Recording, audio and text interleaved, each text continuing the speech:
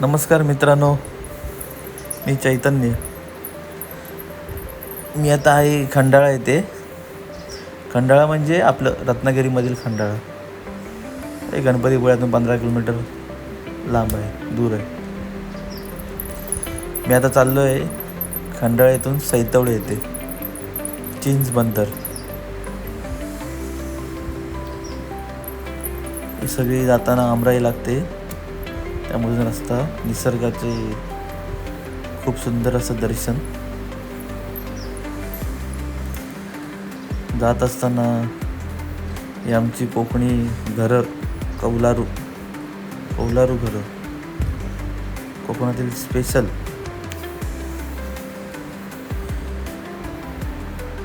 ही पहा, जांभा दगडाची घरं. ही आमची जयगड खाडी.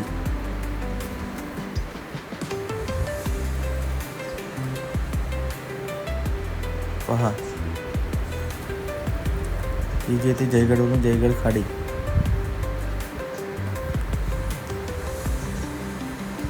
आता आपण पोहोचणारच आहोत चिंचबंदर इथे.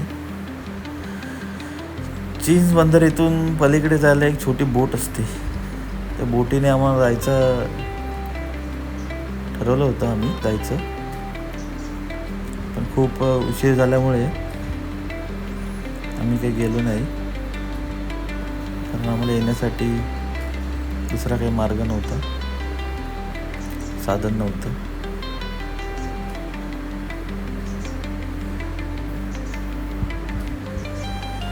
ही पहा, ही ती बोट.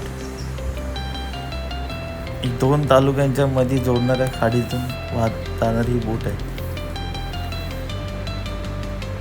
हे चिंचबंदर सैतवडे हे रत्नागिरी तालुक्यामध्ये येते, आणि ही बोट ज्या पलीकडे ठिकाणी जाते ते ठिकाण आहे पडवे.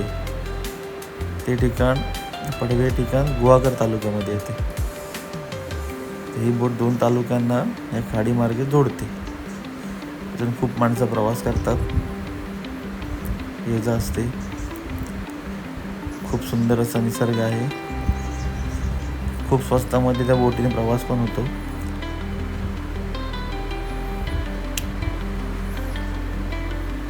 आम्ही आणलेला खाऊन घेतला. निसर्गाचा आनंद घेतच होतो. खूप सुंदर असं दृश्य होतं. खूप मस्त वाटलं इथं आल्यानंतर. खूप शांतता होती.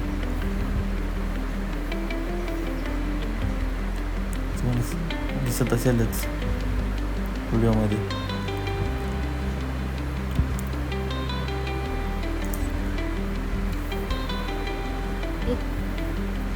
थोडे सेल्फी वगैरे घेतले, निसर्गाचा आनंद घेतला.